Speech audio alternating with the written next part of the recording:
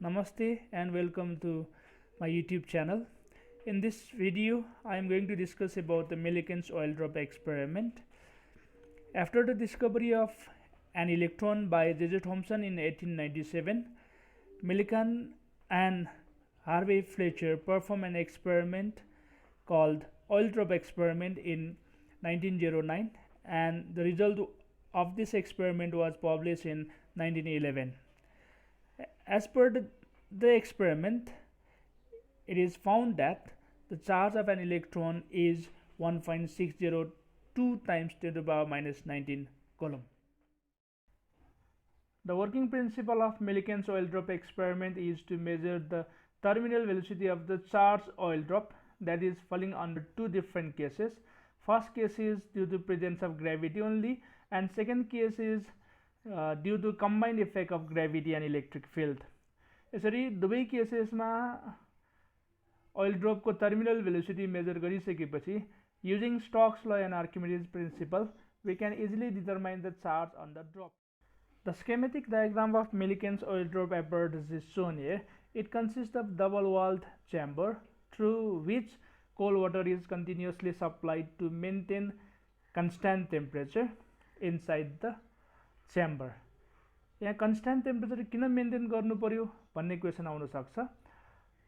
यदि constant temperature हामीले maintain गर्न सकेनौं भने यो च्याम्बर भित्र भएको एयरहरुको कन्वेक्सन करेन्ट सेटअप हुन सक्छ, जसले गर्दाखेरि मोसन अफ द ओइल ड्रपलाई डिस्टर्ब गर्न सक्छ.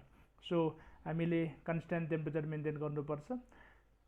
यो च्याम्बर भित्र हामी दुईटा प्लेट्सहरु पाउन सक्छौं.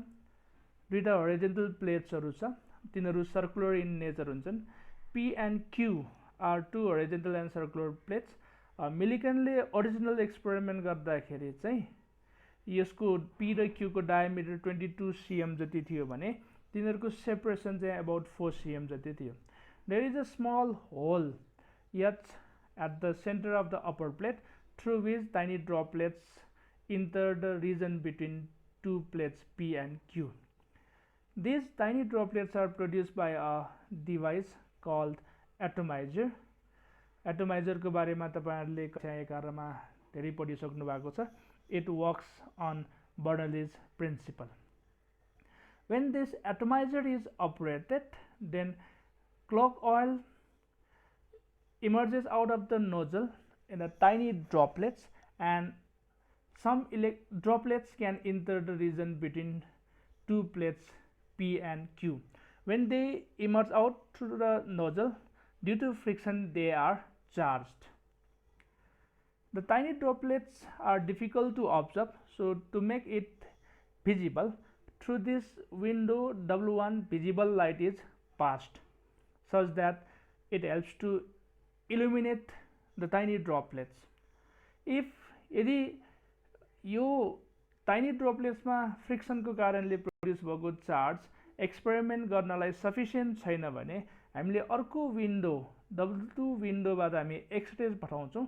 यो एक्सरेजले यहाँ भएको ग्यास मोलिक्युल्सहरुलाई आयोनाइज गर्ने काम गर्छ, जसले गर्दाखेरि यो टाइनी ओइल ड्रपमा एडिशनल चार्ज डेभलप हुन्छ.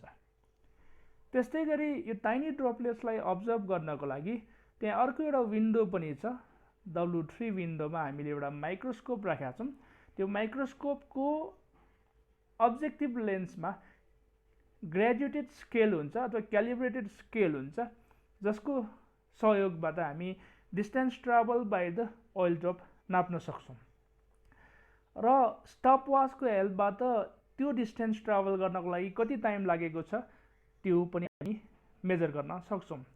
यसरी डिस्टेन्स ट्राभल र time taken to travel that distance थाहा पाइसकेपछि हामी भेलोसिटीको formula displacement by time taken to travel that distance अथवा डिस्प्लेसमेन्ट युज गरेर हामी टर्मिनल भेलोसिटी नाप्न सक्छौं. यो टर्मिनल भेलोसिटी हामी दुईटा केसमा नाप्न सक्छौं. एउटा ग्रेभिटी मात्र हुँदाखेरि, अर्को चाहिँ gravity as well as electric field हुँदाखेरि. यो दुवै केस इलेक्ट्रिक फिल्ड र ग्रेभिटी हुँदाखेरि नाप्नको लागि अपर प्लेट P लाई हामीले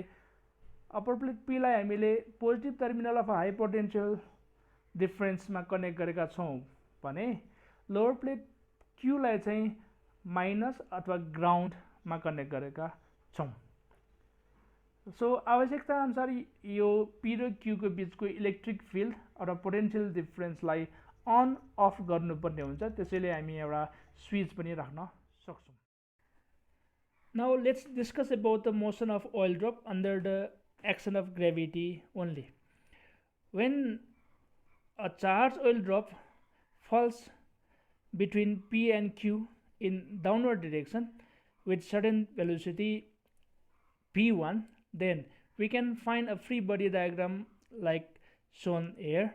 So let us consider a oil drop. This is the oil drop of radius r. Its weight is directed downward. With it enters the region between two plates P and Q. It experiences certain upward force U, as well as the viscous force is also directed upward. So we know that the weight of the given oil drop is given by mass times G. Mass can be expressed in terms of volume and density, that is equal to 4/3 pi r cube rho G, where r is the radius of the tiny droplet, rho is the density of oil, as well as upthrust U is equal to weight of the air displaced by the tiny droplet, that is equal to volume of air displaced times density of air times acceleration due to gravity. So that is equal to 4/3 pi r cube sigma G. And from Stokes law, the viscous force is F1 equal to 6 pi eta r P1, where eta is the coefficient of viscosity of air, P1 is the terminal velocity of given oil drop when falling under the action of gravity. Since it is moving with a constant velocity P1, so it is in dynamic equilibrium. So at this condition we can find upward forces F1 plus U is equal to downward force weight. Substituting the expression for F1, U, W and simplifying, we can find the expression for radius of that oil drop, that is r equal to root over 9 eta v1 by 2 rho minus sigma times G. So knowing all quantities in right side of this equation, we can find the value of radius of oil drop.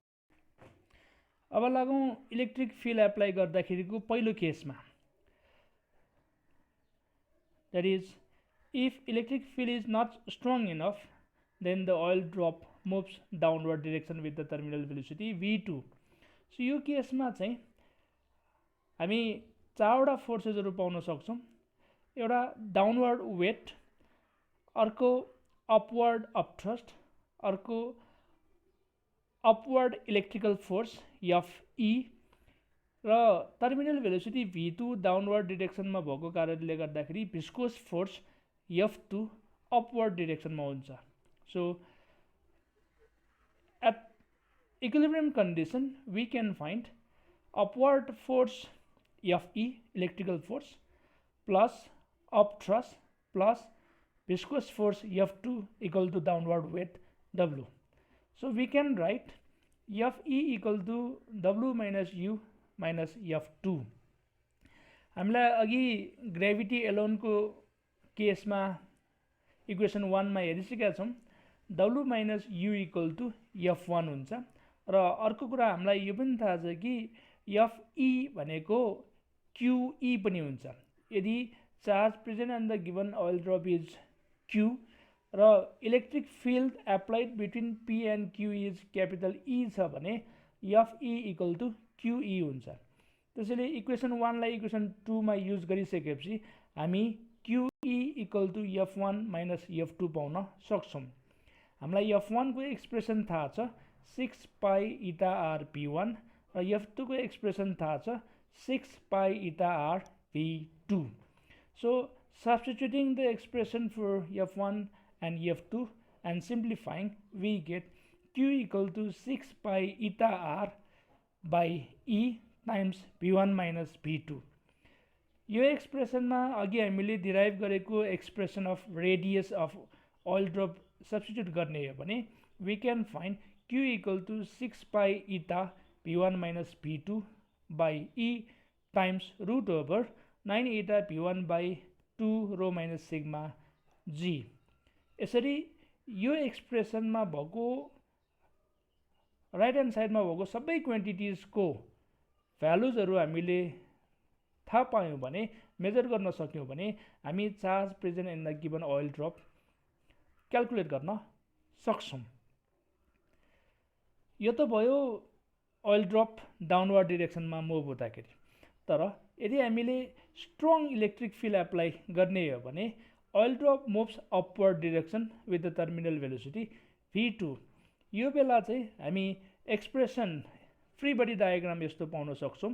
Weight downward डिरेक्सनमा हुन्छ, viscous force downward डिरेक्सनमा हुन्छ किनकि velocity v2 upward डिरेक्सनमा छ, र अपवर्ड डिरेक्सनमा electrical force र upthrust हुन्छ।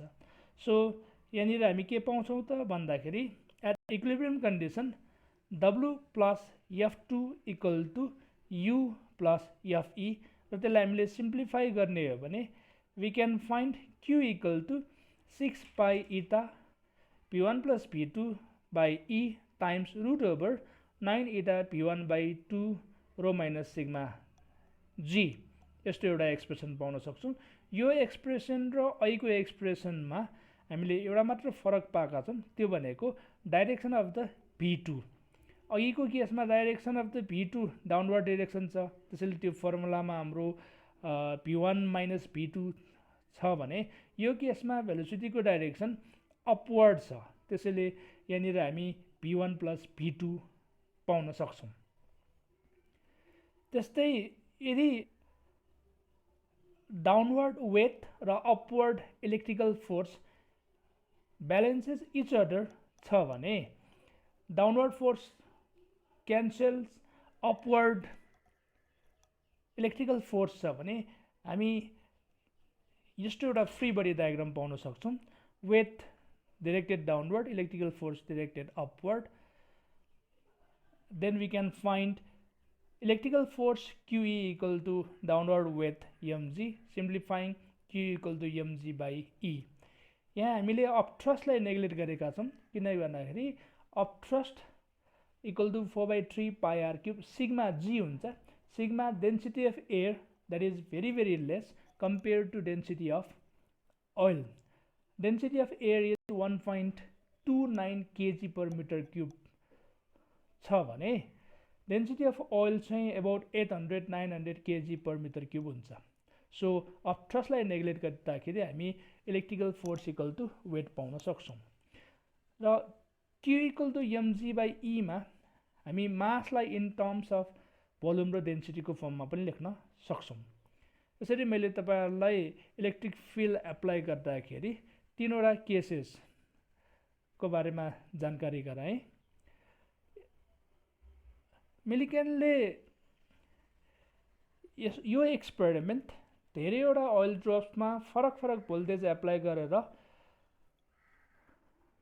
धेरै रिजल्टहरु चार्जहरु क्याल्कुलेट गरेका थिए। यसरी चार्जहरुलाई स्ट्याटिस्टिकल टुल्स युज गरेर एनालाइज गर्दाखेरि उनले चार्ज अफ एन इलेक्ट्रोन चाहिँ 1.6 times 10 to power minus 19 coulomb भेटाएका थिए। यहाँ एउटा चार्ट दिएको छ, जस्तै एउटा भोल्टेज 362.49 भोल्ट एप्लाई गर्दाखेरि charge present on the oil drop चाहिँ 4.326 times 10 to power minus 18 coulomb छ। त्यस्तै भोल्टेज 376.43 भोल्ट एप्लाई गर्दाखेरि charge on the oil drop चाहिँ 4.165 times 10 to power minus 18 coulomb छ। त्यस्तै 391.49 भोल्ट एप्लाई गर्दाखेरि charge on oil drop is 1.005 times 10 to power minus 18 छ। यसरी सबै oil drop मा डिफरेन्ट भोल्टेज एप्लाई गर्दाखेरि चार्ज क्याल्कुलेट गर्दाखेरि यस्तो एउटा टेबल फर्म भएको छ। सो मिलिकनले यो सबै चार्जहरुको डिफरेन्स एक अर्काबाट डिफरेन्स निकाल्दाखेरि चेन्ज इन चार्ज चाहिँ यो फर्ममा पाएको छ।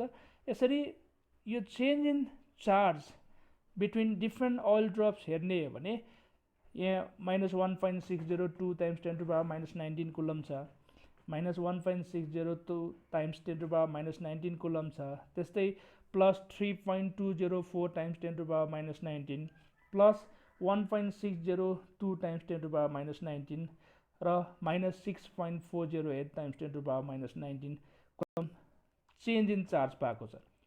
यो change in charge मा सबभन्दा मिनिमम डिफरेन्स भनेकै मिनिमम भ्यालु भनेकै 1.602 times 10 to the power minus 19 रहेको छ।